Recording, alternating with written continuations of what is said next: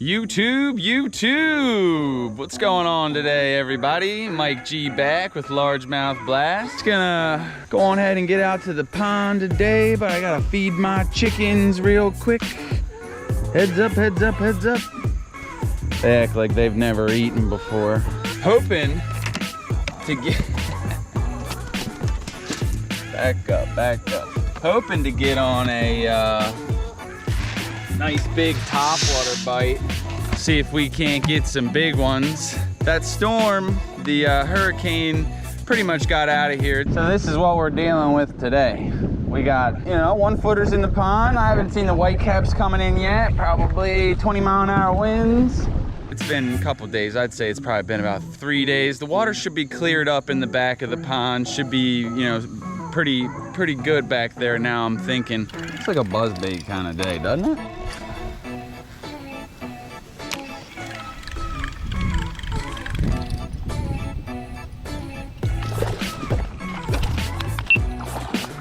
Are you guys kidding me? I mean, was just saying, looks like a buzzbaity type of death. And he comes up, follows it to the boat. I don't know if you could see that on the camera. Followed it to the boat, and I kind of saw his silhouette. Nice. That was cool. There he goes. He's got it. Nice fish.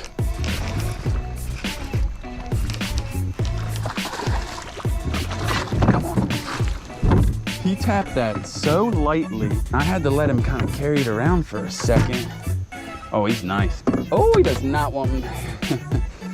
A little fat. Look at the tail on him. Somebody bit it. Like a turtle came by and swiped him. Man, look at the mouth on my dude. He's gonna be a nice fish one day. All right, I got the chickens all fed. They're just gonna follow me back out. They probably want some watermelon or something. Sorry, girls, no watermelon this evening. We're gonna go ahead and get on out to the pond now. I got everything all set up from this morning. Hopefully I can get on a nice big topwater bite for y'all, give y'all a couple tips on how to work these September bass, because things are gonna start to get tough here for, the end of September comes in and that cold starts really coming and fires them fish up. Probably gonna be about a couple weeks of some slow stuff, but we're gonna show you guys how to get out there and not even have to worry about this late August, September slowdown. Stick around, you're not gonna wanna miss it. All right, y'all, I'll see you out there.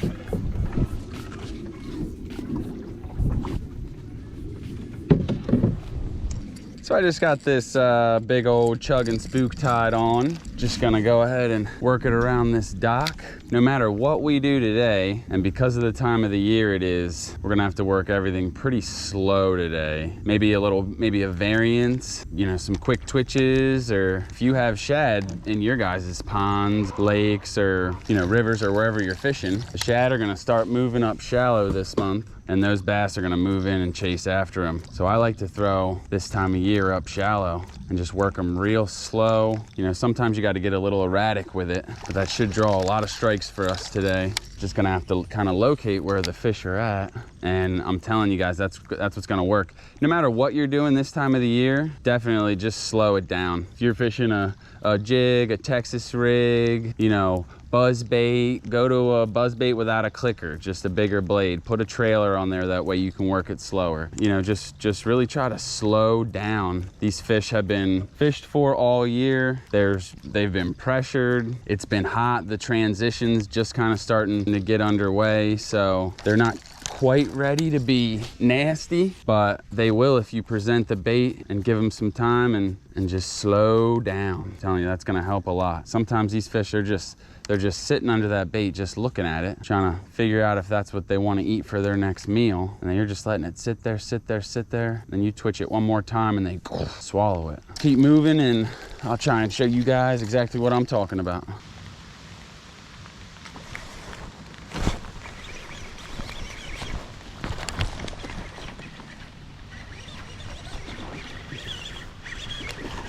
He's nice. Oh yeah, slow working that frog. Man, and it's pouring on me. Look, he's got that thing so far down his jaw. Swallowed that. Look at that. Oh, yes, sir. Man, he nailed that. Oh, wow. Brother. Man, that thing is in there. I have to get the pliers on him. There we go. Awesome. Nice fish. First of many, I think, now that I think I found them. All right, let's get you back. So like I was telling you guys earlier when I was throwing around that walking bait, just gonna have to really work these fish slow this time of year, because I think they're trying to figure out what it is that they want to eat, or what it is that they want to pattern or key in on during this time of year where they're transitioning from hot heat, long days, high sun, and then now that as the fall comes in, that cooler weather, these storms are going to start being a little bit more frequent, more rain. There's just like, it seems to be every year, especially this time, right when it starts to transition, and they call it the fall transition, from hot to cold, these fish just get real picky, and you can catch them. You just got to slow way down. And don't be afraid to get up in the thick stuff, because these fish are going to be pushing bait real shallow. So I mean, honestly, I've caught 4 or 5 pound bass in 6 inches of water. We've caught them seeing their tails and dorsal fins sticking out. Oh, he's nice. He's a nice one.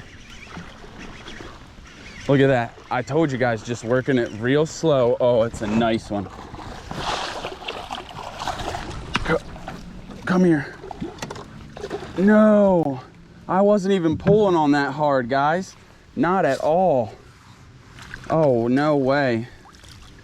Man, that's my old frogging rod. Hey, you know what? Guys, I ain't mad about breaking that rod. That rod was, look, that hook already got thrown. That rod was on its way out. Oh man, though, that was my favorite rod. Been fishing with that rod for literally 20 years. I got that, man, 18 years. Got that rod when I was 12 years old.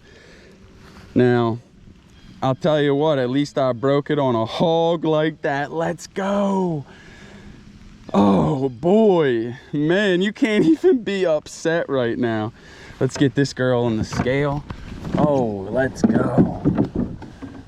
Guys, I can't believe, I mean, doing nothing, no more than I normally would. Honestly, barely even pulling on it. Yeah, this doesn't have the weight on the butt like that other rod did. I'm gonna have to, actually I have the same rod. Nice one. I was gonna say I have the same rod at home. Let's try not to break this one.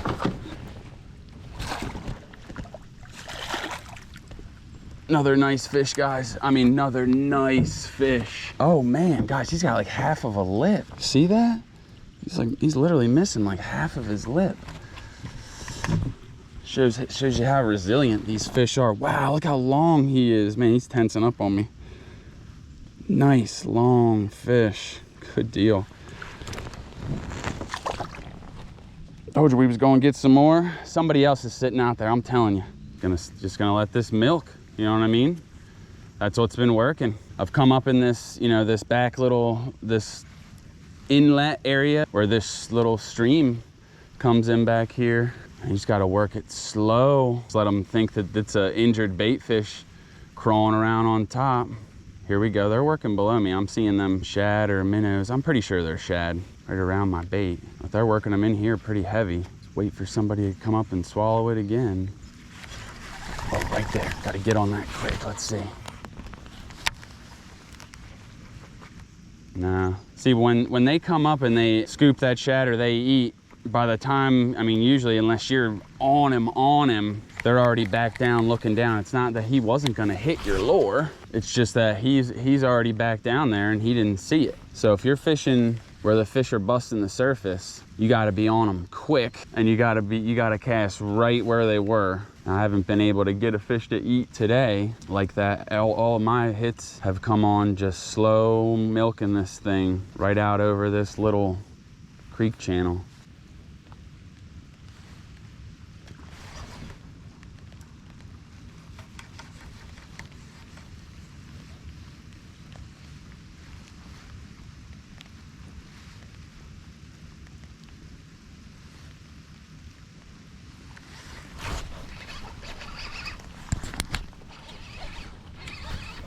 He just slurped that.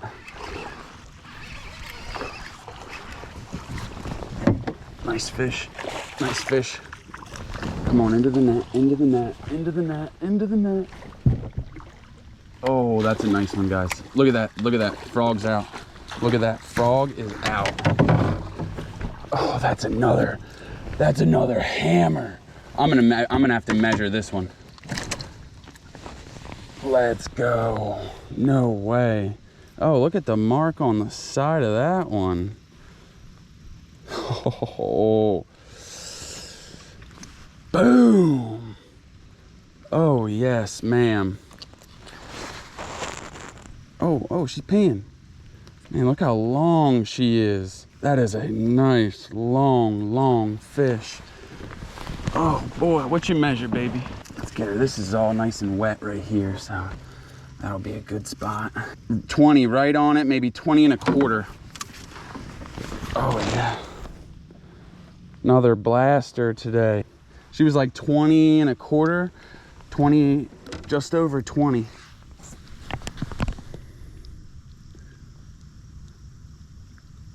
Whenever you're ready. Kind of just peeking there. There she goes. I knew there was one more in here. I knew there was one more in here. There may be another one, but I think what I'm gonna do is I'm gonna let this area cool off for just a second, and I'm gonna go out there and work this open area out here where I see them busting as well.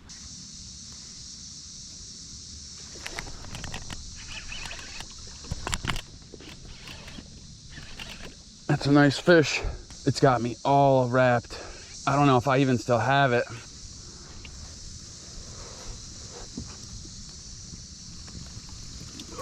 Oh my God. Talk about bringing a pile of muck in the water, or in the boat, not the water. Come on, baby, come on, baby, come on. No. Oh my goodness, oh my gosh. Look, there's enough water in the boat, guys. She's swimming. Make a mess right at the end of the night. Oh, yes, sir. Man, though. If we weren't wet enough already.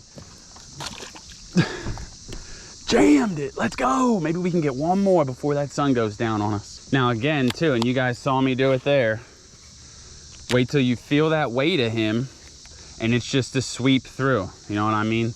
You're not, boom, blasting him. That's how you're going to break your line, break your rod. I mean, especially when you're fishing heavy braid, you don't need to really put it on him. There's no stretch in this line. And if you slap him too hard, you're not only gonna pull the lure out of his mouth, but if he's a small fish, you could rip him clean out of the water, and then that slack that gets on that line, well, he'll be able to spit the hook because you've got no tension on him, and you know, really just, it's not necessary. So you just wanna feel that tension on him, feel that weight. That way, you know he's got it in his mouth and it's closed and in there, and you just wanna reel your slack down and pull through him. I mean, you know, you're definitely hitting him, but you're not slamming him like it's a big jig or... Oh God, guys. That's a nice one. Keep him up. Right there, same thing. Just tension on him. Oh, that's a nice fish, guys.